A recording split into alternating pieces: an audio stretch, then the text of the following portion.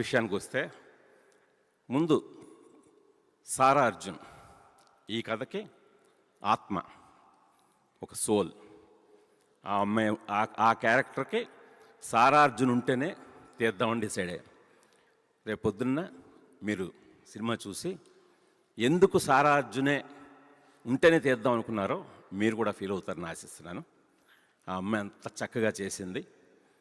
అలా ఇలా చేయడం కాదు, జీవించింది ఆ అమ్మాయి. నేనన్న ఆత్మను అలా పట్టుకొచ్చింది. ఆ తర్వాత ఈ కథకి ఒక వెన్నెముక భూమికా చావ్లా. తను ఎప్పుడు కూడా నేను చాలా స్ట్రాంగ్ లేడీ, తను వెరీ స్ట్రాంగ్ లేడీ. తను అలా ఎమోషనల్ అవ్వడం ఫస్ట్ టైం నేను చూస్తున్నాను. నిన్న సినిమా చూసిన తర్వాత కూడా మేము ఎక్కువ మాట్లాడుకోలేదు. తను ఎంత ఎమోషనల్గా కనెక్ట్ అయిందో ఇప్పుడు నాకు చూపించింది. సో రాత్రి కూడా మాకు కలుసుకోవడానికి టైము దక్కలేదు. నాకు కొద్దిగా వాటర్ ఉండి.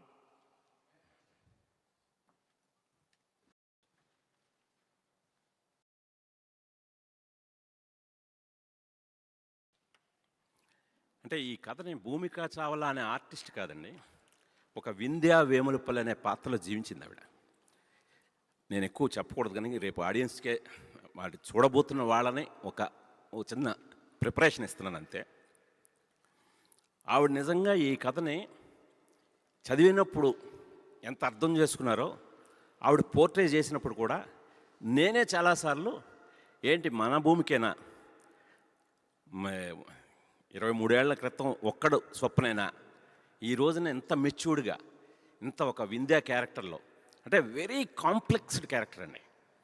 సో అంత కాంప్లెక్స్డ్ క్యారెక్టర్ని ఒక తల్లిగా, ఒక ఎడ్యుకేషనిస్ట్గా, ఒక సోషల్ యాక్టివిస్ట్గా, ఒక మామూలు గృహిణిగా, ఇన్నింటి మధ్య ఆవిడ చూపించిన తేడా కానీ ఇవన్నీ చాలా చక్కగా అర్థం చేసుకొని ఆ పాత్రగా ఆవిడ అలా జీవం పోసారు. కాబట్టే ఇందాక ఎమోషనల్ అయింది భూమికా చావ్లా కాదు, వింధ్యా వేములపల్లి.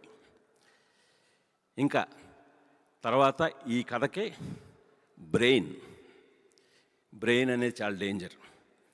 ఆ బ్రెయిన్ క్యారెక్టరే వికాస్ వేములపల్లి అనే ఈ కుర్రాడు విఘ్నేష్ గవిరెడ్డి. సో ఇది కూడా అంటే చాలా ఈ రోజున మన మైండ్ అనేది చాలా చాలా అతి ప్రమాదకరం. అంటే ఒక